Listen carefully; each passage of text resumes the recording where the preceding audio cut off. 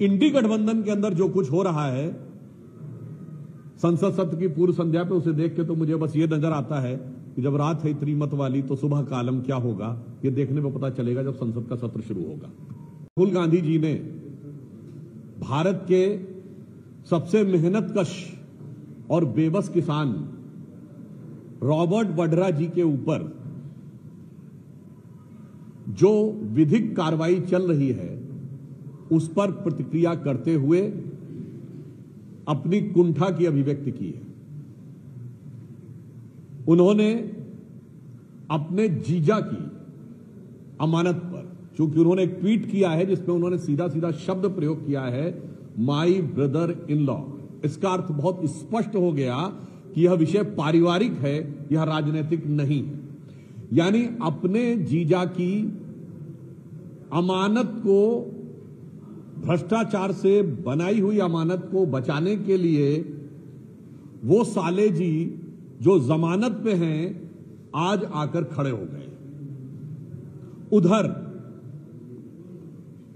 उनकी बहन प्रियंका जी ने भी कांग्रेस के दूसरे नेता के बेटे के ऊपर भ्रष्टाचार का बचाव किया है। अर्थात भ्रष्टाचार में आकंठ डूबी इस कांग्रेस पार्टी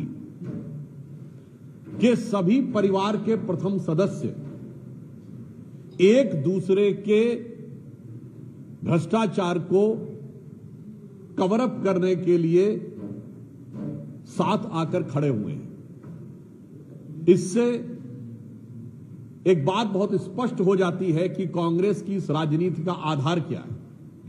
आप ये समझिए,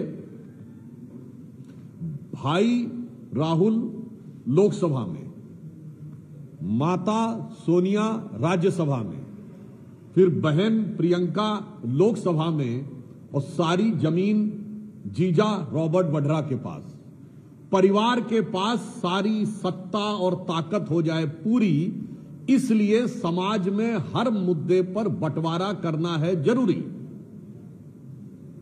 यानी सारी शक्ति, सारी की सारी पावर और सारा का सारा पैसा, राजनीति की जमीन हो या ना हो, किसानों की जमीन तो मेरे पास होनी चाहिए, राजनीतिक ताकत हो या ना हो, भ्रष्टाचार के धन की ताकत मेरे पास होनी चाहिए। और इसके लिए भारत के समाज को अगर क्षेत्र में बांटना है, उत्तर दक्षिण में, तो वो बांटना जरूरी है, भाषा में बांटना है तो वो बांटना जरूरी है, और जातियों में बांटना है तो वो बांटना जरूरी है। अतः हम भ्रष्टाचार में आकंठ डूबे कांग्रेस के प्रथम परिवार से पूछना चाहते हैं कि यदि आपका पारिवारिक मामला था तो इस पर राजनीतिक आरोप आप क्यों लगा रहे हैं? बहुत स्पष्ट है।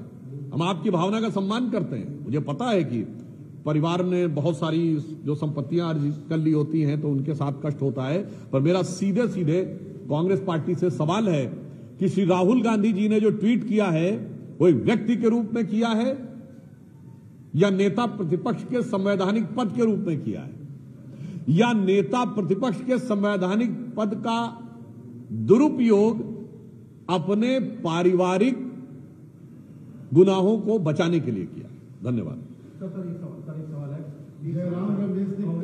कांग्रेस पार्टी जयराम रमेश सब सवाल उठा रहे हैं। ट्रंप ने फिर से जो कहा है, ट्रंप ने कहा है कि प्लेन गिरे थे, मैंने प्लेन को चक्कर में जो है युद्ध बंद करवाया। कांग्रेस पार्टी सरकार पे हमलावर हो रही है, कह रही है कि हम ये कब से कह रहे हैं और सरकार इस पर जवाब क्यों नहीं दे रही है। तो अपने देश से ज्यादा ट्रंप पे अभी भी विश्वास है कांग्रेस? देखिए, ये नहीं है समस्या। कांग्रेस पार्टी के साथ ये है कि उन्हें हर श्रेष्ठ चीज में नकारात्मकता देखनी है।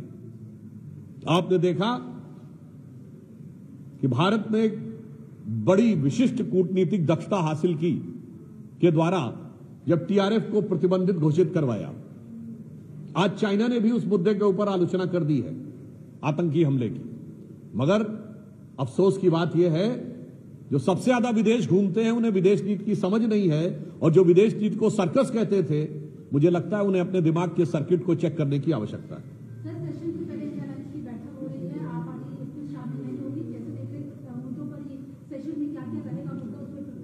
अभी तो संसद का सत्र 2 दिन दूर है। तो अभी जिसे कहते हैं ना कि पूर्व संध्या है और उसी में इंडी गठबंधन के अंदर तकरार और बिखराव दिखाई पड़ रहा है। आम आदमी पार्टी ने कह दिया है कि वह इंडी गठबंधन से अलग है।